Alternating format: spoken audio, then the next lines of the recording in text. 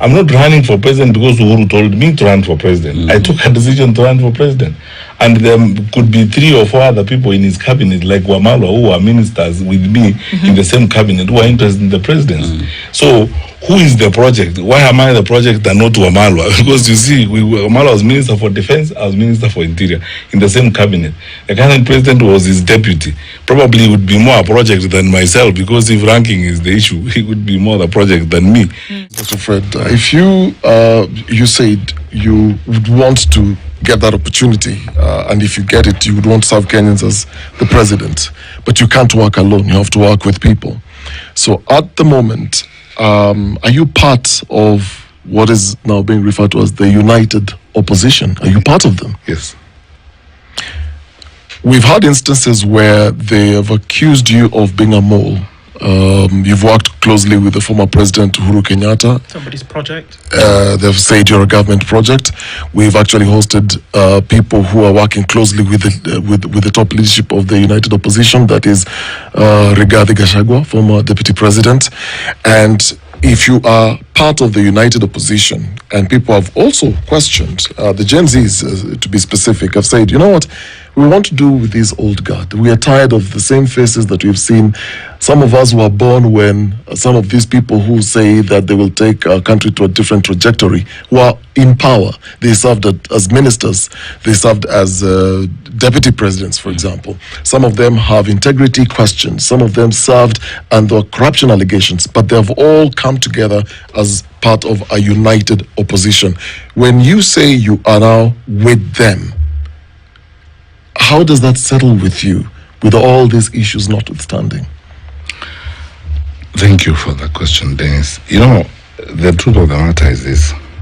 Kenyans, everywhere you go, and I've had, since I came back from the bank at the end of August, early September is when my contract ended, I've had numerous meetings with Kenyans across the board, all walks of life and so on. In fact, before I made the decision to come and run for president, I had numerous meetings with people. Sometimes I tell people, well, I ask myself whether I want to run for president or I'm being dragged by the collar by some sections of the country to go and run for president. Kenyans want the opposition or the people outside of government to work together. And they work together not because they are holy or they have arrived from heaven, but because of one single objective: to try and give Kenya a better government, an alternative government. So I don't think the opposition is going to be like the Vatican with bishops and priests. It is just going to be the opposition that reflects Kenya. And human beings, leaders who come from various walks of life, who have different experiences, different talents, different histories, and different strengths to bring together. Essentially, what the country is looking forward to is to bring together this tapestry of experience, background, whatever, and then try to give Kenya an alternative government. I understand the impatience of Kenyans.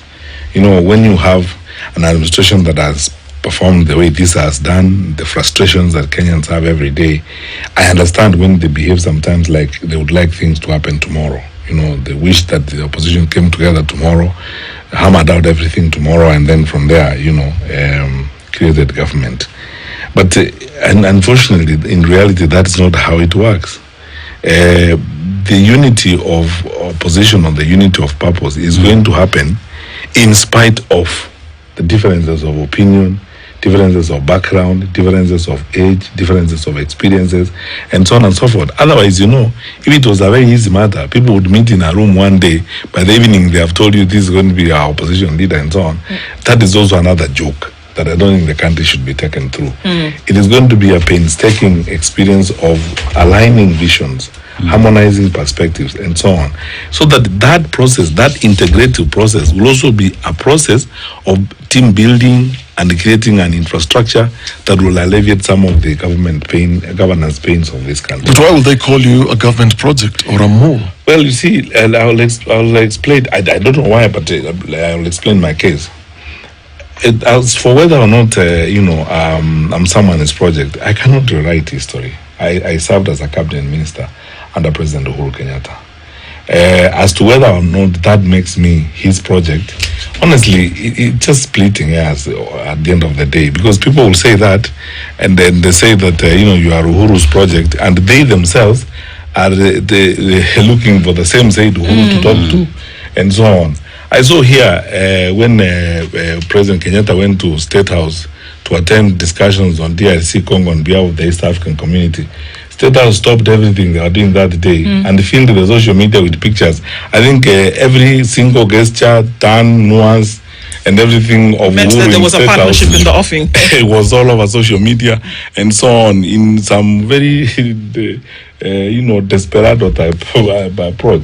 That is the same Uhuru that they are talking about. And in any case, by the way, everybody knows Uhuru was a successful president. Who wouldn't want to be associated with a successful president? But as to whether or not I am his project, that is the common gossip and but is it true? Nonsense. I'm not running for president because Uhuru told me to run for president. I took a decision to run for president. And there could be 3 or 4 other people in his cabinet, like Wamalwa, who are ministers with me in the same cabinet, who are interested in the presidency. So who is the project? Why am I the project and not Wamalwa? Because you see, Wamalwa was Minister for Defense, I was Minister for Interior in the same cabinet. The current president was his deputy. Probably would be more a project than myself, because if ranking is the issue, he would be more the project than me. And I keep asking people every day, after I left the government, I went and took up a contract, hired on a competitive basis. Who did not take me there? I was hired on a competitive basis, took up a contract with the bank, worked on it and finished, came back. How is it that nobody is saying I'm the bank's project? Because that is where the association also with this party, Jubilee Party is what they refer to. Why wouldn't Fred Matiang'i form his own party? Like Rigathi Gachagua went formed his own party. You have Wamala who has his own party, Kalonzo has his own party, Martha Karua has his own party, Justin Muturi has his party. Everybody around has his party apart from Dr. Fred Matiang'i. But you see, again, how is it that the flip side of that argument is this? How is it that you're not crediting me for consistency? I served in the Jubilee administration under Jubilee president, implemented Jubilee policies. Why would I walk away from them now and go to articulate other policies? I believed in them then, I believe in them now. I believed in that system of management, I believe in it now. The flip side of it is that, how is it that you're not looking at my consistency, that I am consistent? I did not say things then that I will regret today. That what I told Kenyans then and how I worked then is how I would like to continue working. Because the flip side of it is to look at the consistency of it. That I am consistent in the manner in which I do stuff.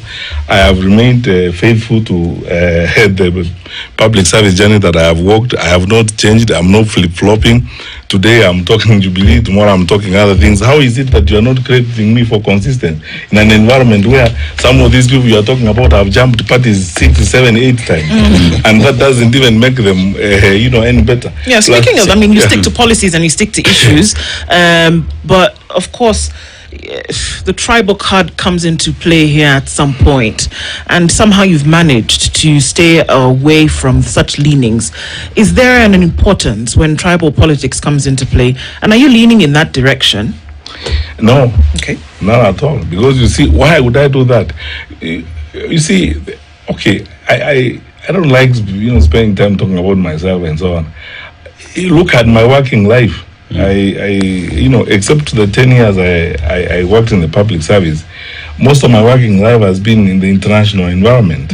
I have done interviews where I am hired by people who are not even Africans in the first place. I submit myself to an interview process. I have been supervised by people who are not even Africans and filed reports. Some of the positions I've held before, I wouldn't survive if I didn't perform. And then the people who are supervising me were not from my tribe or even my country for that matter, or my region. So I'm not socialized in my career, and the things I've done before and how I've worked have not been socialized in an environment where the seminal place of tribe and region is that important. When I left government in 2022 after the elections, I applied for a job at the bank. I was interviewed twice for the job. In fact, the second interview, there wasn't even an African on the panel. And I believe that what we are seeking is to provide a contribution, and that contribution you can make because of how God has endowed you with the ability that you have to make it. Because honestly speaking, whatever people do, and indeed for that reason, I am not, the right person because I don't hang on tribes and so on. So be it, because you see, they mean nothing. At the end of the day, my tribe never changed. I was the same one as the Minister of Education. I'm the same one today. I was the same one as the Minister of Interior. I'm the same one today. When I fought digital migration, nobody cares to even ask the question, what would have happened if we had not migrated at that time? Look at our digital environment in the country today. I was the same tribe. I've never changed my tribe. But what drove me then, now, and always is get something done. Get some work done. And when you go, there's no job anywhere you will do. Tennis, wherever you are going to be hired, especially in the international environment, you're not hired and told, okay, we have hired you today as the regional director for SUNY, or the regional representative for SUNY in East and Southern Africa. Now, please come with your staffers. Bring your secretary, bring your accountant, and everybody.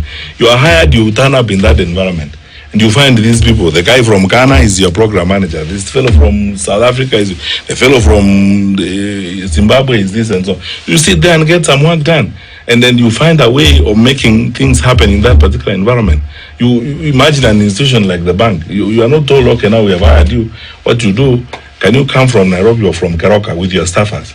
You are just given a job, and people expect the results from you, and they will assess you, and they will deal with you on the basis of the results that you register. But that's different from our politics, isn't it? See, the question is, we are dealing with a population that is fast resisting that nonsense. Because you see, if you look at our younger people in this country, especially the Gen Zs, that thing called tribe doesn't matter to them. They're asking for results. They're asking for things to be done. Everywhere I go, when I meet these young people, I was in a meeting in Minnesota, meeting Kenyans. Then a nice young woman was invited from the audience, and there is no way on earth I would have known who she is. All I knew is that she was Kenyan because it was a Kenyan meeting. And she went to the mic and said, I was a Form 4 student when you were CS Education. I went to Moi and Nairobi Girls. I was thoroughly impressed by what happened at that time, and you will have my vote, especially because if you do the same things the way you did them at that particular time. What does that tell me? It tells me that all Kenyans actually are looking for services. And then why are you hiding in your tribe? And how is it that it's only in politics where this makes sense? When you go to Nairobi Hospital and you are sick, I've given these people an example all the time. Would you look at the board and say, let me see if my tribesman is on duty today before I'm treated? And say, oh, there is no doctor. I can look at the names. There is no doctor from my tribe. I'm walking away. And you are sick. You arrive there because you want to be treated. Yes. So you go there, the fellow, sometimes you don't even know the tribal background of the nurse who's dealing with you. Indeed.